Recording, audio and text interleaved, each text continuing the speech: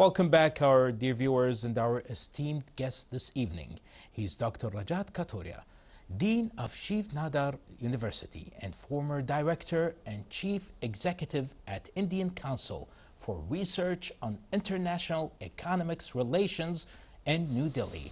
Welcome, Doctor, to our show, Hala Kuwait. It's really a pleasure to have you with us this evening. It's really a pleasure. Thank you. It's a privilege to be here. It's always a pleasure, sir. So, Doctor, first we would say welcome to Kuwait. We learned, and we'd like to share this with you, our viewers. Dr. Kathuria, he just arrived to Kuwait, I believe, earlier this morning. This morning, yes. This morning. We welcome you, sir, to Kuwait. And what does this visit mean to you at first? And we are wondering also and curious about your expectations from this dialogue. So I'm an economist by training, and I always want to know about new economies, new places. And India and Kuwait have had historically a very long relationship. Definitely. Economic relationship, they've had people-to-people contact. We're proud of it. And I'm proud of it. But the relationship has been quite narrow. It's limited to oil, it's limited to labor. Now the world is changing around us. The entire world is changing. We're moving to technology, we're moving to AI, we're moving to renewable energy, we're moving to sustainable energy. And I think India and Kuwait, we can build on this relationship because Kuwait has a plan for 2035, India has a plan for 2047. India wants to become a developed country by 2047. Our per capita income today is 3,000.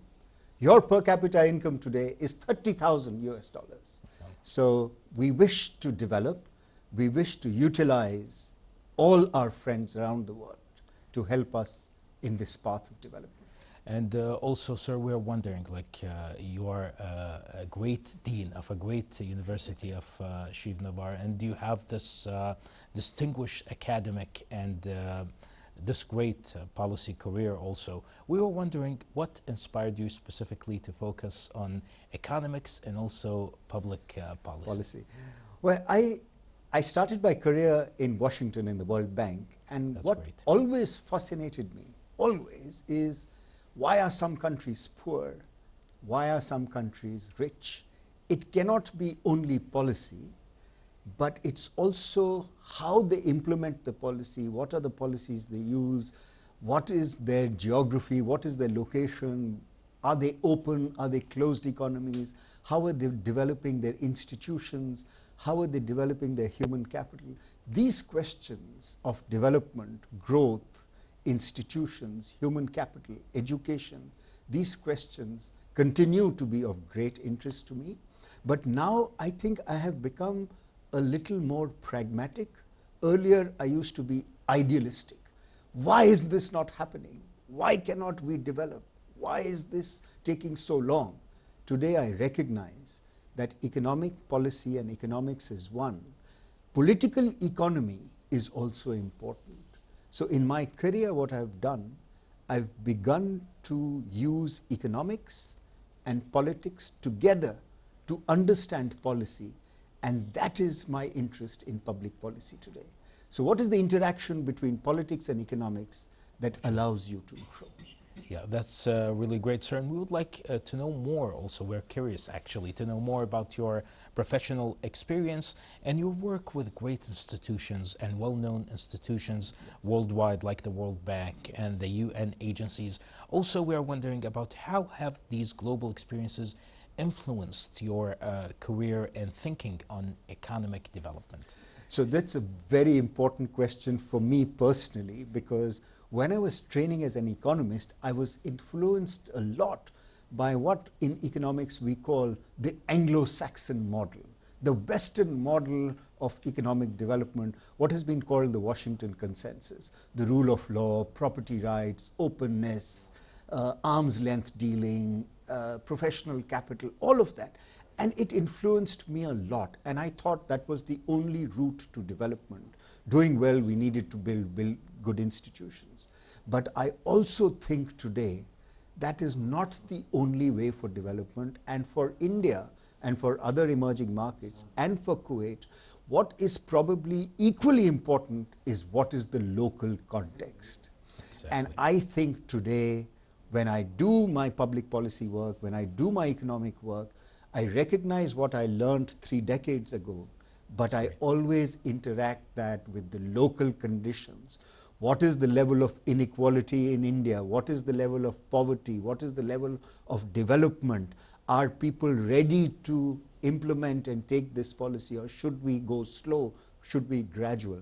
And that is my greatest learning, is to understand what is happening, but don't forget the local context. Exactly, sir. And now it's leading us to ask you more question, or an important question about your career. You have a well-established career as the director of AziadiQ8 and also university dean. How do you balance research, policy, and work and teaching? You know, it's challenging to be a dean, and also a lot of people having a demand. A lot of people who know you, they say, and mashallah, you are a walking encyclopedia of many information.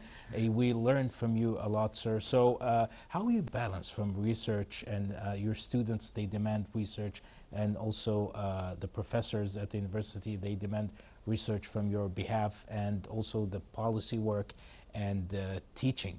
How can you balance between it? So it's something that I love doing, but the way I balance it, if I look at the evolution of my career, earlier I used to do the work myself. I used to collect the data, I used to analyze the data, I used to do the research myself. Today what I do is I do continue to do research, but I rely a lot on PhD students. Senior faculty guide PhD students. They do the data collection. I do the more cerebral or the thinking part. But what I'm able to do now, by utilizing some very bright students, I'm able to train them, but they are also able to contribute to research, which I then take back to the classroom. So all of this falls very nicely together. I work with colleagues, I work with PhD students, I work with research associates, and that research I take into the classroom. They are getting trained, I'm collecting and I'm getting new knowledge, and I'm working with that new knowledge to see how that can be implemented in India. So it becomes a good virtuous cycle of all of us working together. Definitely. And Doctor, we notice also your great, well-explained explanation of India's growth, and today you are speaking about India's sustained growth despite the global challenges India faces. So what makes India's growth story unique today? What makes it unique and inspiring for others to do the same experience and the same experiment? India has a couple of unique features globally. One is, of course, it has a very young and dynamic population. So we have 1.4 billion people, and believe it or not, 28 is the average age of India today. So which means we have a very, very young population, a very dynamic population. Along with that, we have a very large market. I'm not saying that we should only use the domestic market to grow, but our domestic market, because it is so large, we are a $4 trillion worth economy, our domestic market enables us to provide for consumption, and that consumption enables us to grow. So historically, India has been a consumption-driven economy on the demand side. On the supply side, India has been a services-driven economy. We are trying to today build a manufacturing sector like China. We want to invest in the manufacturing sector, and we want to grow. So we want to increase investment, and we want to expand abroad. So to answer your question, we have grown because we have a very large domestic market and we have large number of consumers. In the future, we want to tap manufacturing capabilities, and we want to tap markets abroad. So today, last week, India has signed 2 unprecedented free trade agreements. Well, that's great. One with the United States of America and one with the European Union. And both of those, I think, will allow India to expand more overseas so that our future growth can be sustained. Well, that's great, sir. And it will lead us also to ask you one of One of the most frequently asked questions to you, I believe, what are the key factors people wondering about that will shape India's economy in the next decade, let's say? I think any economy in the world, and some of the great economists have taught us that any economy in the world can only grow, can only sustain if it innovates. Innovation is the path to sustainable development. And today, like other countries have done in the past, today India is putting in a lot of money on innovation, especially technology-led innovation. One example is India's huge success in digital public infrastructure. And that innovation is, we are going to see that kind of innovation in renewable energy, in storage, in digital infrastructure, in banking infrastructure. So the future of India lies in innovation. But before we get to that level, we need to do the simple things right. We need to build good quality institutions. We need to build skills in our population, and we need to be able to build a good manufacturing sector. If we are able to do this in future, I think India will be defined by innovation. China today is defined by innovations in EVs. India wants to be defined by innovations in digital public infrastructure. Definitely, sir. And you know, a lot of people, they still, especially like people who are well educated, and they are having this great promotion at work, and they're having enough experience, let's say 30 plus years experience, they still go to the printed resources. Like, for example, they read newspaper daily, they go to the library, they explore references, they take their sources from references. It's well reliable resources and good quality of knowledge to share, of course, doctor, to your students. But now we're facing, especially, I believe you face it with students and the new generation, even it can be with the other faculty members. They depend on technology and digital infrastructure, and India is a great example of applying it perfectly without anything that can be confusing. It's well delivered to the student and the people who are working in universities and the academic field. So it will lead us to your vision about technology and the digital infrastructure and how it's contributing to lead India's future growth. So one of the things about India is that is unique, as you asked right in the beginning, is its population. It's the number of people that we have, 1.4 billion people. And by 2050, India will become 1.7 billion people, and the workforce will be 1 billion. I am firmly believe that without technology, without access to good quality technology, it will not be possible to meet the challenges of 1.7 billion people. We need technology for banking, we need technology for payments, we need technology for manufacturing, we need technology for education, we need technology for health, we need technology for skilling, because technology is what is going to define the future. In our daily lives. In our daily lives. So it is not possible to shun technology, to sidestep technology, or to ignore technology. And that's why, like you said, universities like ours, or banks in India, or companies in India, manufacturing, they are not scared of technology. They are adopting technology so that we are able to bring technology into our lives every day. If you fear, like students fear maths, they don't like maths, they fear maths. So we tell them, don't fear maths. Maths will only help you. The same thing we say with technology. Don't fear technology. It can only help you. And for 1.7 billion people, it becomes a necessity. You cannot give banking, for example. You cannot give a banking account to 1.7 billion people without digital banking. It's as simple as that. Definitely, and still we have more to come and more questions to come regarding this great subject you're sharing with us, sir, and the valuable information you're sharing with us this evening.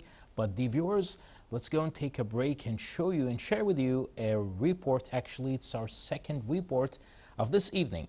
It's about Kuwait's Cultural History Exhibition for postcards. Let's have a look at it, then we'll be right back with our esteemed guest this evening. Stay tuned. Welcome back, our dear viewers, and we're having such a great episode with our esteemed guest this evening. With valuable information we're sharing with you this evening with Dr. Rajat Kathuria, the Dean of Shiv Nadar University and the former Director and Chief Executive at the Indian Council for Research on International Economic Relations in New Delhi. Welcome back, Doctor, and it's always a pleasure to have you with us, and we're learning a lot of valuable information and knowledge from your behalf. So let's talk, please, sir, about the India-Kuwait and the regional relations between India and Kuwait that shared long-standing ties. How do you see economic cooperation between the two countries evolving, sir? So that is the reason I am here in Kuwait. So we have a relationship, we don't have a very large relationship, but as you said, we've had a stable relationship for a number of years that has been based on people exchange, it's based on oil and some amount of diaspora sending back money into India. So India relies a lot on the relationship with Kuwait. But I think the time has come today when we are sitting on the cusp of huge geopolitical change. I think the reason I am here is, how do we increase the depth of this partnership? How do we increase the depth of this relationship? It will take time. I think we have about $10 billion worth of trade that we do, and we can double the trade to $20 billion in a few years. But I think we need to create a much deeper relationship. And I think the way we can create that relationship is not only on one or two things, not on labor, not on oil, not on remittances. It has to be a much bigger relationship. And what I mean by that, because I come from a university, and I think one of the things that universities do is that they establish, either they get students from abroad to come to us, or we set up campuses in other parts of the world. There are a number of Indian universities that are in Dubai, that are in the UAE, and I think the Indian universities, some of the good Indian universities, the good STEM universities, the good non-STEM universities, can set up campuses in Kuwait. In turn, I think Kuwait can become a partner by investing in India, in investing in the Indian market, the foreign direct investment, the foreign portfolio investment, because Kuwait is a rich country. It has a very large sovereign wealth fund. So we have to think about a relationship that traverses multiple dimensions.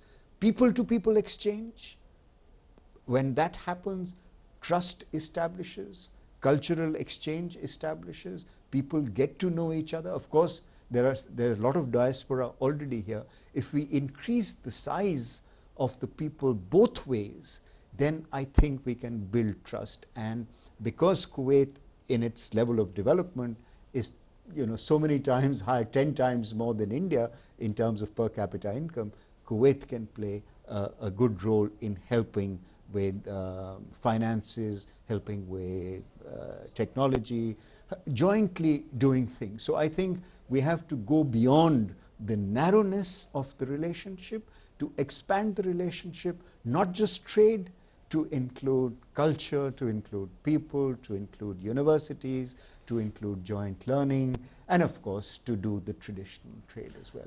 And I think this is possible. This is why I'm here. Definitely, sir. And this great friendship, this long-term relationship, and this cultural exchange, and also our lovely country Kuwait, like it's a great environment for economics and businesses, and our dear Indian community here, they're doing really a great effort, from the great Indian embassy to all the people in the Indian community. They're doing great effort, and we learn a lot from them, and we exchange also knowledge and experience. They learn from us and we learn from them, which this what creates a great history between us, Doctor. So we're talking now about the future. Let's talk, sir, about the future opportunities you see, and it's your vision and the countries, or let's say about the let's say the experience and the countries that maintain economic growth while addressing sustainability and climate goals. It can be also challenging. Oh my God, yes. This is one of, if I were to say, this is one of the wicked problems of our generation, is because now we have achieved economic growth, a lot of countries have grown, and some countries now are saying that, okay, we've grown enough, now we need to value the environment. And a lot of people think that growth and environment are trade-offs, that if you grow, you will spoil the environment. I think we are sitting at a time in history when we can actually show to the world that we need not compromise growth by creating a sustainable environment. In other words, we can grow and sustain the environment because we have technology that is available today. And that technology is solar, that technology is wind, that technology is clean energy. There is lots of technology that we can build on the existing technology to say that, hey, we can grow, and we can grow in a sustainable manner. And I think Kuwait and India, because we've had such a partnership on energy in the past, we can forge a partnership in clean energy in the future as well. This is something that we owe to each other and we owe to the rest of the world, because there are parts of the world that are going to sink. You know, there are parts in the Pacific Ocean, there are parts, they say, around India, in the subcontinent, in South Asia. If we continue to grow at the same rate that we're growing today, some of the islands will sink under the sea, and we will have a new generation of refugees. These will not be political refugees. These will not be war refugees. Yeah. These will be climate refugees. Before we reach that stage, we should stop. And there is an opportunity, because technology has the answers. Technology has the answers to growth. Technology has the answers to sustainability. But what we need to do is we need to work together to implement that. That is the political economy challenge. How do you implement it? That is a political challenge, because India tells the West, you caused the problem. Why should I contribute to the solution? Exactly. That's not the way to look at it. We have to work together. Definitely. And speaking about working together, and also, Doctor, we would like to go, please, to your academic roots and origins of academies, and let's say the source of academies for all of us. We cannot do anything without the thing I'm going to mention now. It's also based on your experience, sir. What role do research institutions, of course, the research institutions, play in shaping government policies? Would like to focus on this important part of any policy. It is a very important question. It's a very important research, because politicians and government and bureaucrats don't have the time to be able to understand the consequences of policy. They don't even know what the menu of policy is, and they don't know what will happen if this policy gets implemented. And that is the importance of research institutions. I'm not saying only research institutions or universities contribute to policy, but to get policy change, you have to say the same thing in different ways for many years. It will not happen, this is my research, this is my result, you have to implement this. No. No government in the world is going to do that. You have to continue to do it, you have to establish evidence, you have to talk to people, and you have to say it multiple times. Always. And only then can your research translate into policy. So keep doing what you're doing, and hope one day your research will find the light of day and governments will implement it. Definitely. And let's not forget, the viewers, we must mention that Dr. Rajat inspired many generations of economists and a lot of his students also. That's why we would like to ask you, Doctor, we would like to take from your behalf, please, an advice, and especially and specifically for young economists and policymakers in the Gulf regions. What can you say to them, sir? So My advice would be that economists often get criticized, young economists often get criticized for ignoring the real world. They say for economists the real world is a special case. My advice is do theory, do the hard work, do the models, but do not ignore the real world. Do not ignore the political economy of where you live. That is very important. The world of the textbook you must learn. You cannot ignore it. But once you apply it, do not ignore the real world. The real person next to you, he or she is a real person. You cannot ignore them because the textbook says something. Exactly. Learn the textbook, but then base it on what you see around you, on the real world. Don't ignore the real world. Definitely. We are really thankful to you, sir, for the valuable information you shared with us this evening. And before we end this amazing and inspiring interview, we'd like a last word from your behalf, especially to, or let's say a message you'd like to share with the people in our lovely country, Kuwait, about this great friendship between us and the great country, the nation of India, and India's future and the India-Kuwait partnership. Yes. This is my first visit to Kuwait, and I'm already inspired, and I'm hoping that I will come back again to Kuwait many times.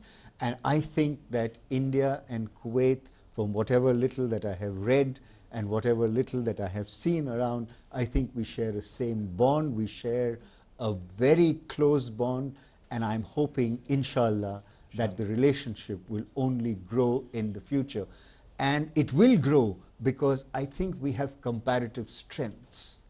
India is good at something, Kuwait is good at something. We need to find that, put it together, and then see it grow. And inshallah, I think it will grow. Inshallah. We're really thankful to you again, Doctor, for being this evening with us on Hala Kuwait. We wish you the best of luck with your future plans and future endeavors, and we wish you a lovely stay in our lovely country, Kuwait. Thank you, Thank you so much. Thank you, sir. It's a pleasure. It's such a pleasure. Pleasure, sir. Thank you. Dear viewers, we just had with us Dr. Rajat Kathuria, the Dean of Shiv Nadar University and the former Director and Chief Executive at Indian Council for Research on International Economic Relations at New Delhi. Let's go now and share with you our third report of the evening. You'll like it, our dear viewers, especially our dear viewers who like video games. Up next, we have a report about the latest video game expo, or let's say the video games expo at Al Jahra. Let's have a look at it, then we'll be right back. Stay with us.